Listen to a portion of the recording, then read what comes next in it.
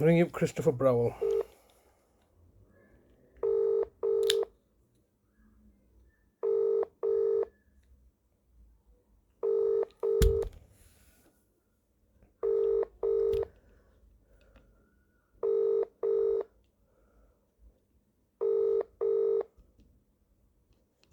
This is the Vodafone voicemail service for 07769247196. Please leave a message after the tone. When you finish recording, please hang up or press the hash key for more options. Yes, hello, Mr. Browell. It's Mr. Hussain here, once again, leaving yourself another daily message like a broken record. Today is Tuesday, the 30th of July, 2024, and it's now been 358 days since you kidnapped my brother from my care and are holding him hostage in your private prison, masquerading as a care home, and yourselves masquerading that you're acting in my brother's best interest, when the reality is that there's a nefarious, underlying, malicious and malevolent agenda at play here that's constituting me ringing you up every single day and constituting you acting like a pusillanimous cowards, hiding behind the corporate veil and preventing me from seeing my brother due to some no doubt racist, Islamophobic, xenophobic fears and anxieties that you have and hiccups that you have against me, and by me highlighting your failures in adult social care. Once again, leave yourself a message asking you what resolution has this brought. It's been a year now.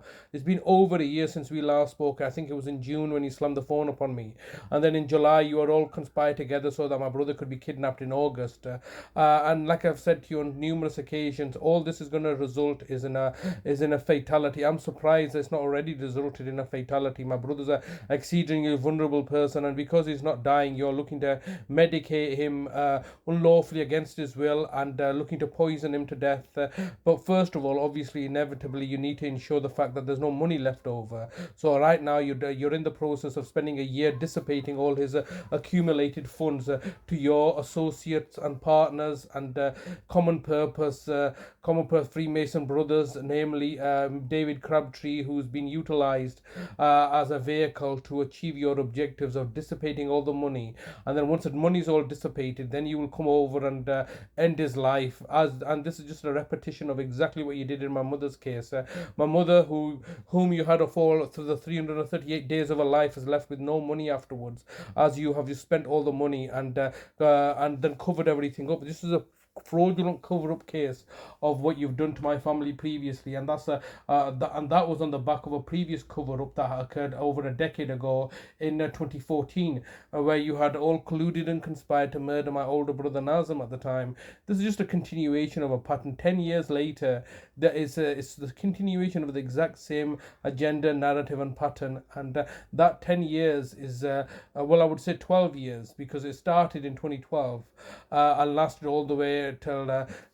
So that's 12 years that you've been targeting me quite forcibly, as you had intervened and stopped my brother's payments, direct payments, and took over the care provision, only for you to later then um, put him in a car accident, and then just basically have been saving money for the last 12 years. You've not spent a penny on him, have you? Or not of your own money, but then you've seen my trust fund and looked, yeah, we'll have that, and taken my trust fund money and have been utilizing that to achieve your goals and objectives, while abusing your position in authority and power.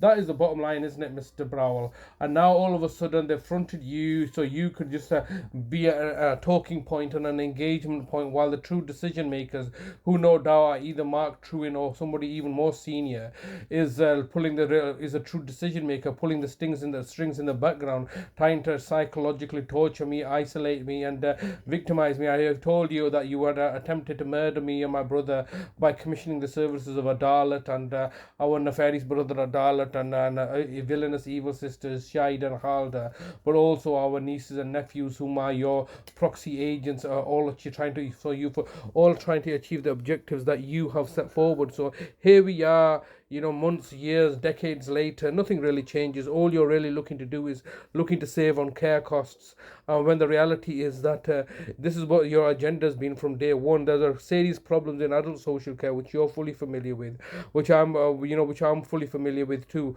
For the last 24 years, there's been no progressive development in adult social care. And when I've chosen to highlight this issue to yourselves, you've chosen to target and victimize me and persecute and hound me as you have been doing. This is completely abhorrent and ridiculous, Mr. Browell. Now that the fact that you're hiding behind the corporate veil and won't let me even speak to my brother. Why? Well, if you've done everything right, why would you hide behind the corporate veil and not let me speak to my brother? So you were saying to me, Mr. Browell, previously, oh, I have a duty of care to your brother. I need to speak to him. Well, what duty of care do I have? Do you not recognize that he's my brother? I have a far greater duty of care than what you do. He was supposed to be discharged from your services. You refused to let him to be discharged because you own and control and operate the district care trust as a healthcare facility, when the reality is that it is subservient to yourselves, and you are the one that are controlling the city mental health team, or the NHS. It is all your control and manipulation, and your level of control and manipulation is just so astounding that you are not only controlling the National Health Service but also the courts and the judges and the judiciary, all working to achieve your objective. And what's that objective actually achieving? It's just you're spending so much money and time and resources on covering up your own failures. 15 seconds recording time remaining. Okay, Mr. Browell, another message is coming to be done for today. I'll no doubt leave a message for you tomorrow, which you're going to ignore. But I obviously need to speak to my brother. My family members, extended family, have now also want to speak to my brother. It's been nearly a year. So why are you refusing to engage with us? It's completely ridiculous and horrendous. I urge you to and implore you to let me speak to my brother. Your recording time has expired. To leave your message, press 1. To review message sent. Thank you for calling. Goodbye.